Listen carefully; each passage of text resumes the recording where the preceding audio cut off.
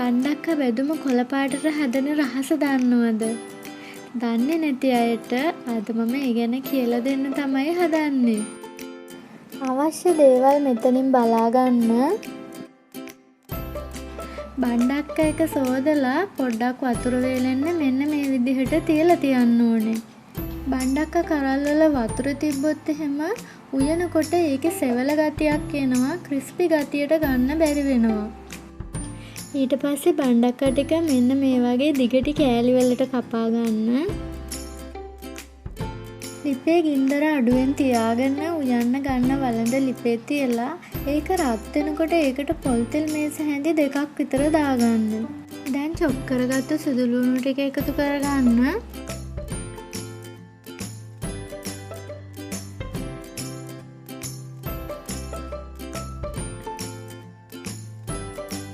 සුදු ලුණු ටික තෙලේ පැදිලා සුවඳ එනකන් හැන්දෙන් පොඩ්ඩක් කලවම් කරන්න.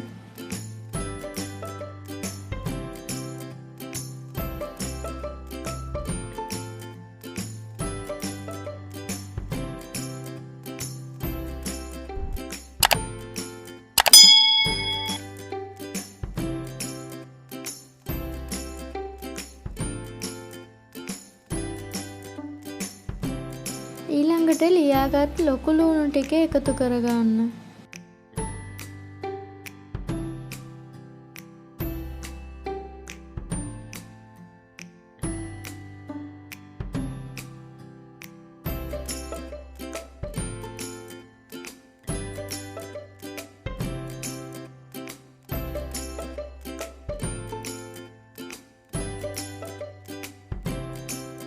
ලුණු ටික ටිකක් තෙලේ බැදෙන්න ඕනේ.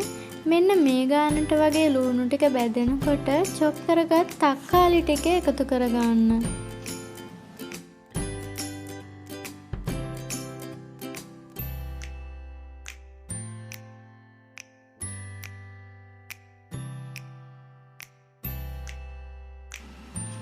හැන්දෙන් කලවම් කරන්න.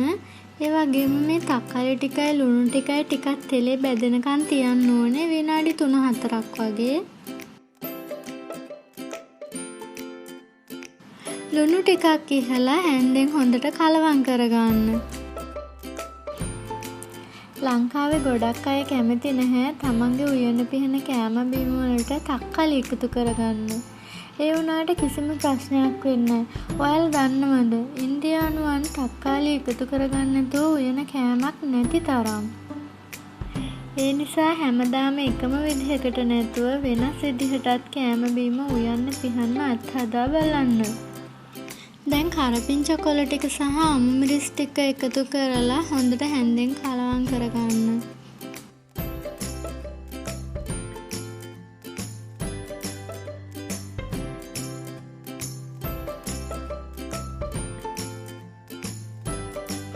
මේ විදිහට විනාඩි 3ක් විතර ලුණු අමු මිරිස් ටික තෙලේ බැදෙන්න දෙන්න.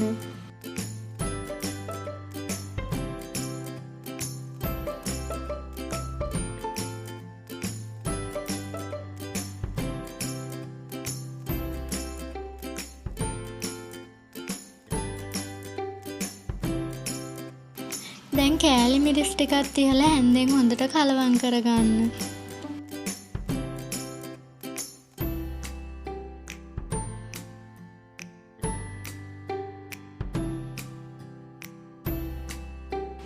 ඊට පස්සේ අපි බණ්ඩක්ක ටික මේකට එකතු කරගන්න ඕනේ. මේ විදිහට බණ්ඩක්ක ටික එකතු කරගන්න.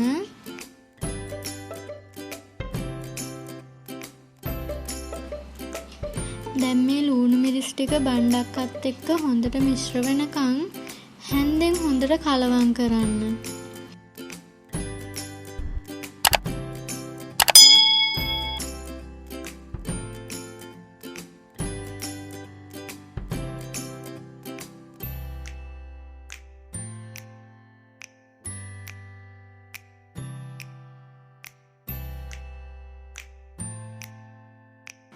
දැන් බණ්ඩක්ක ටික පියනකින් වහලා තියන්න ඕනේ.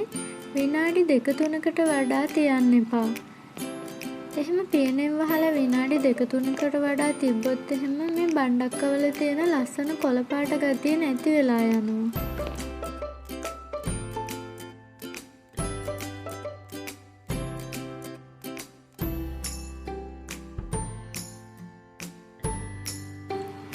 මේක තමයි බණ්ඩක්කා කොළ පාටට ගන්න රහස.